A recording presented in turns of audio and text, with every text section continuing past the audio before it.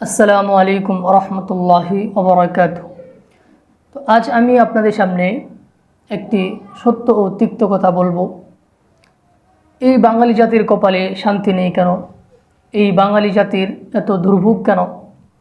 যে জাতি রাতের ঘুম বিসর্জন দিয়ে রাতে আর্জেন্টিনা ব্রাজিলের খেলা দেখার জন্য, যারা আল্লাহর দুশ্মন, যারা আল্লাহর সাথে শিরিক করে, যারা আল্লাহর সাথে শিরিক ফিস সিফাত, শিরিক ফিস জাত করে, ওই সমস্ত কাফেরদের খেলা দেখার জন্য যেই জাতি রাস্তাঘাটে ভিড় জমায়, পথে প্রান্তরে হই হুল্লোড় করে, অপরদিকে যখন এই জাতি যার মাধ্যমে হেদায়েত প্রাপ্ত হয়েছে, যার মাধ্যমে মুসলিম হয়েছে, সেই রাসূলকে যখন অপরদিকে নাস্তিক পাড়ার নাস্তিকেরা বিভিন্নভাবে কটূক্ত করে, বাজে মন্তব্য করে, এই সময় যেই জাতি চুপ থাকে, তো সেই জাতির কপালে দুঃখ দুর্দশা আসবে না তো আসবে কাদের কপালে?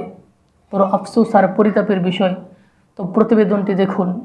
সেমিফাইনালে প্রতিপক্ষ কানাডা। আর্জেন্টিন সমর্থকদের চাওয়া আরও একবার মেসির হাতে উঠুক শিরোপা। সেই কারণে পার করতেই হবে এই বাধা। ভোরের আলো ফোটার পর থেকেই বাড়তে থাকে ভিড়। মেসি আলভেরেজদের এক একটা অ্যাটাকে টিএসসি জুড়ে শুরু হয় চিৎকার। মার্টিনেজের দুর্দান্ত সব সেভে মুগ্ধ সবাই। আর সারা রাত না ঘুমায় আর্জেন্টিনা খেলা দেখতে আসছি, ওরা জিতছে, খুবই খুশি লাগে। অনেক কষ্ট লাগছে, মানে আবেগ ছিল, কানাডা জিতবে, আর্জেন্টিনা হারবে, অত আশা নিয়েছিলাম। একদম সকালবেলা ঘুম থেকে উঠে আসছে, এদিক দাঁড়া খেলা দেখতেছে, 6টা বাজে গেছে গা, চলে গেছে গা, 2 গোল দেখার পরে চলে গেছে গা। 2022 সালে সৌদি আরবের বিপক্ষে যখন আসছি, আমি নিজে কান্না করছি। ওরা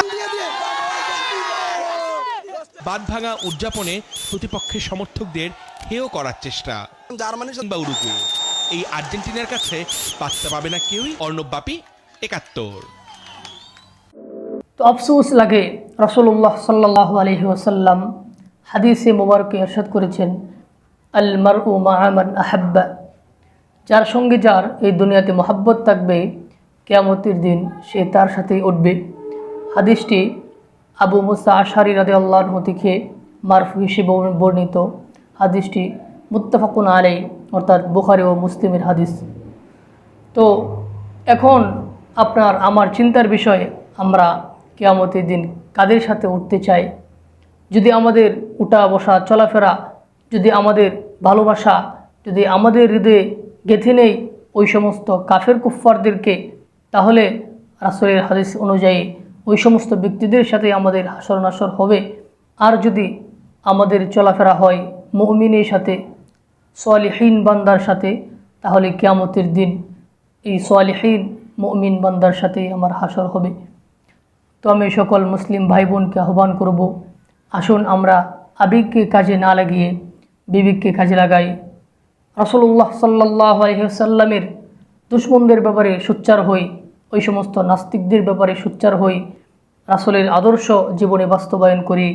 আল্লাহ তাআলা আমাদেরকে সকল অহেতুক কাজ থেকে বেঁচে থাকার এবং রাসূলের সুন্নত অনুযায়ী জীবন পরিচালনা করার তৌফিক দান করুন।